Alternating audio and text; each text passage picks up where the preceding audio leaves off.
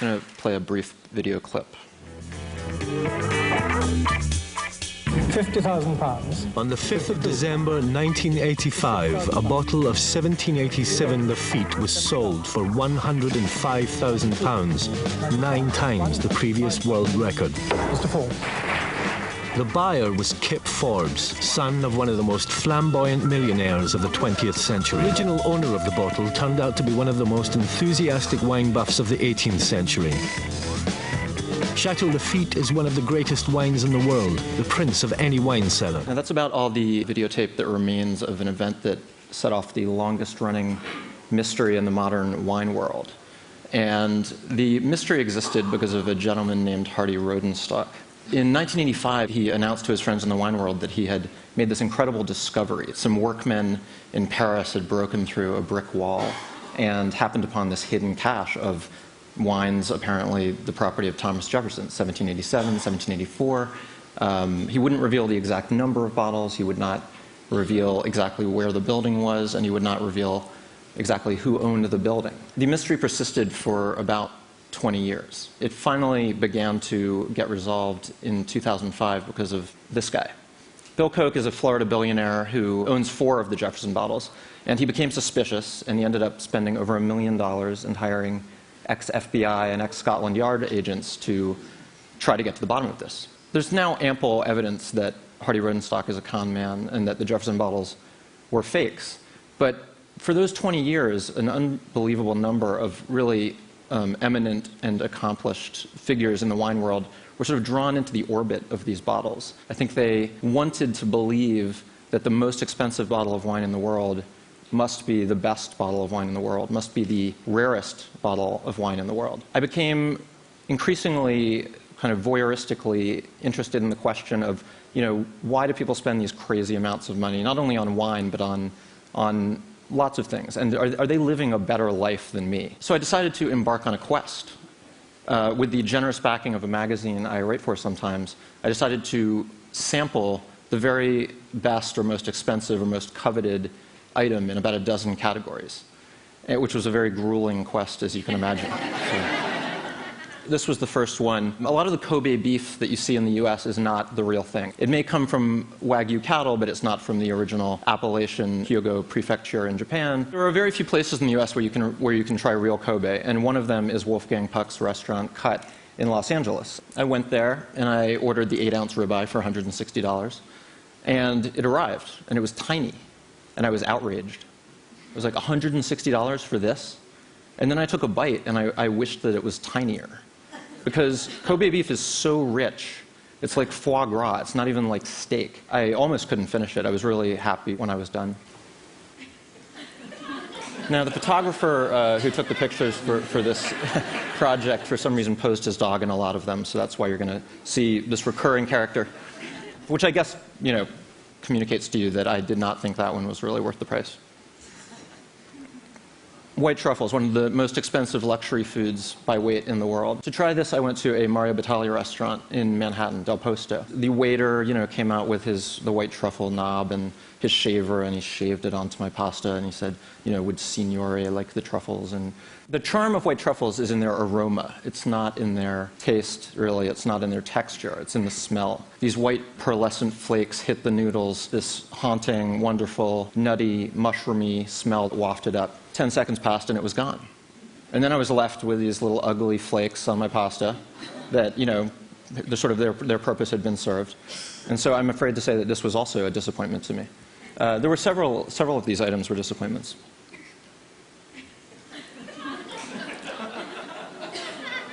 Yeah.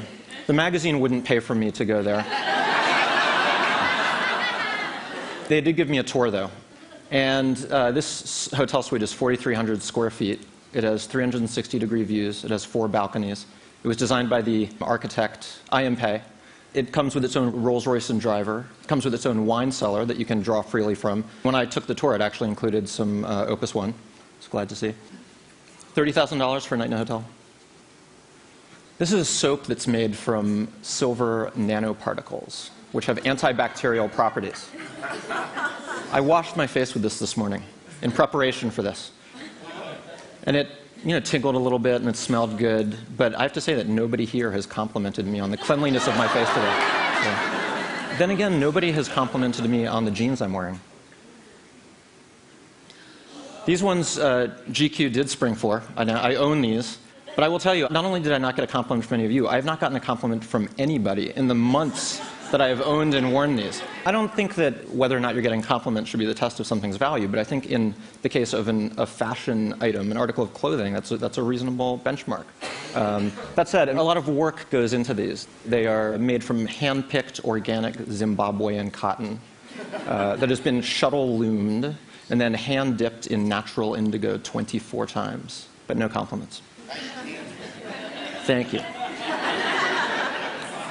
Armando Mani is a former filmmaker who makes this olive oil from an olive that grows on a single slope in Tuscany. And he goes to great lengths to protect the olive oil from oxygen and light. He uses tiny bottles. The glass is tinted. He tops the olive oil off with an inert gas. And he actually, once he releases a batch of it, he regularly conducts molecular analyses and post the results online. So you can go online and look at your batch number and see how the phenolics are developing and gauge its freshness. I did a blind taste test of this with 20 people and 5 other olive oils. It tasted fine, it tasted interesting, it was very green, it was very peppery, but in the blind taste test, it came in last. The olive oil that came in first was actually a bottle of Whole Foods 365 olive oil, which had been oxidizing next to my stove for 6 months.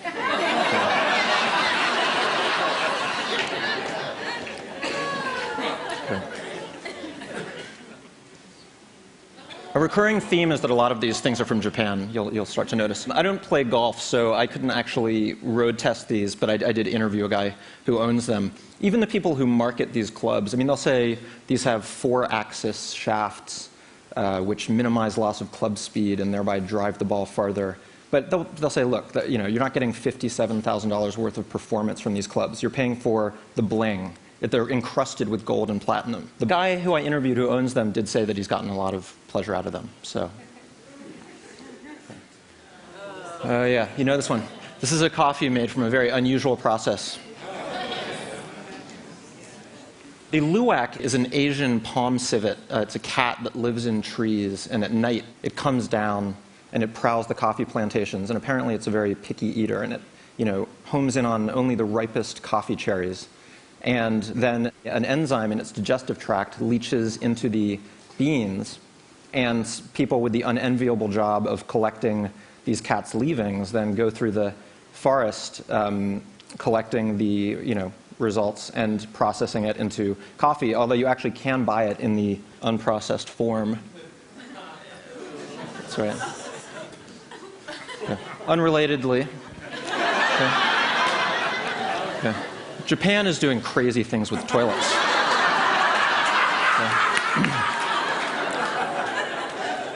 Okay.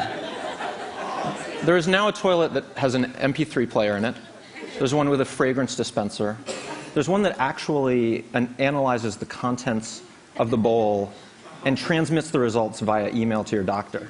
It's almost like a home medical center, and that is the direction that Japanese toilet technology is heading in. This one does not have those bells and whistles, but for pure functionality, it's pretty much the best, the NeoRest 600.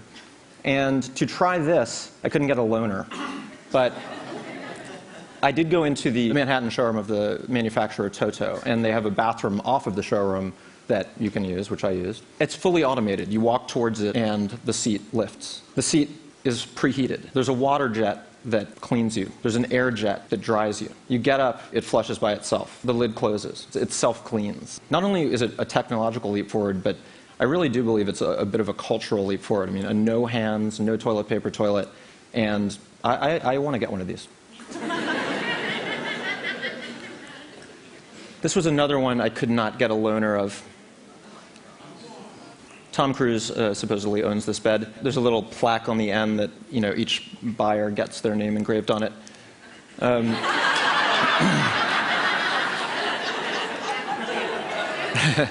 To try this one, the maker of it let me and my wife spend the night in the Manhattan showroom. Lights glaring in off the street, and we had to hire a security guard and all these things. But anyway, we had a great night's sleep, and You spend a third of your life in bed. I don't think it's that bad of a deal. This was a fun one. This is the fastest street-legal car in the world and the most expensive production car. I got to drive this with a chaperone from the company, a professional race car driver. And we drove around the canyons outside of Los Angeles and down on the Pacific Coast Highway. And, when we pulled up to a stoplight, the people in the adjacent cars kind of gave us respectful nods. And it was really amazing. It was such a smooth ride. Most of the cars that I drive, if I get up to 80, they start to rattle. I switched lanes on the highway, and this chaperone said, you were just going 110 miles an hour. And I had no idea that I was one of those obnoxious people you occasionally see weaving in and out of traffic, because it was just that smooth, and if I was a billionaire, I would get one.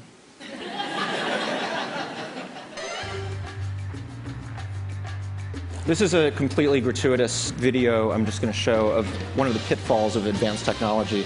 This is Tom Cruise arriving at the Mission Impossible 3 premiere.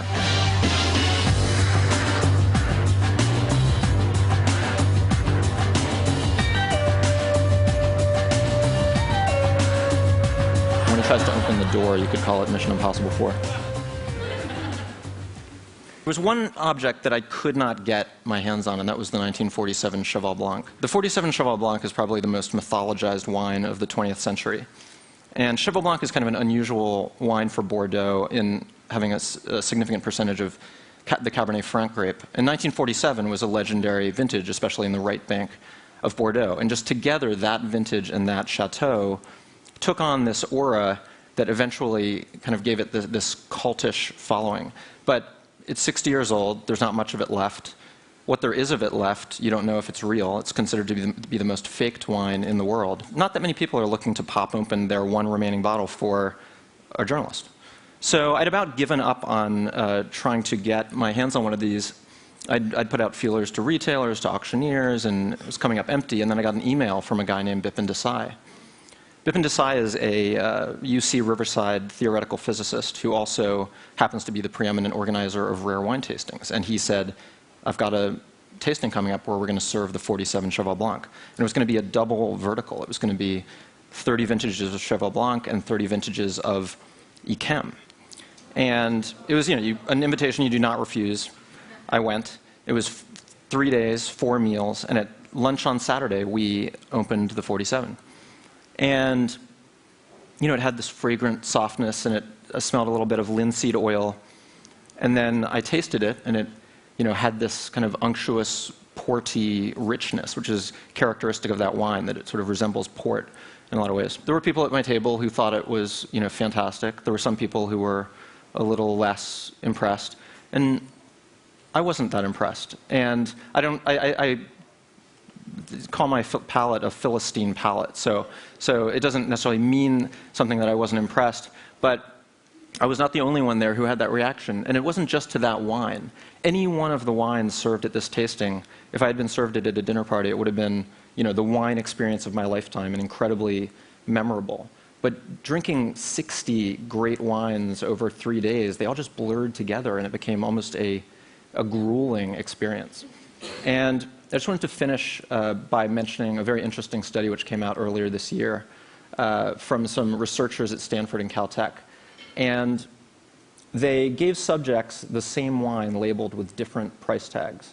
A lot of people said that they liked the more expensive wine more. It was the same wine, but they thought it was a different one that was more expensive.